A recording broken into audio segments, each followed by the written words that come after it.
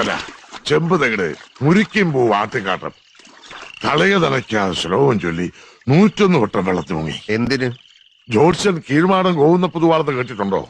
കൂടോത്രാദി വിഷയങ്ങളിൽ അയാളെ വെല്ലാൻ ഇന്ന് മറ്റൊരാളെ ജീവിച്ചിരിപ്പില്ല. അടുത്തിടെയല്ല, ആഭിചാരക്രിയയാണ് അവനെ ഓടിക്കാൻ ഏറ്റവും നല്ലതെന്ന് അദ്ദേഹം പറഞ്ഞു. നാട്ടിൻകാട്ടൊക്കെ അവൻ കിടക്കുന്നിടത്ത് തലഭാഗത്ത് കുഴിച്ചിട്ടാ മതി.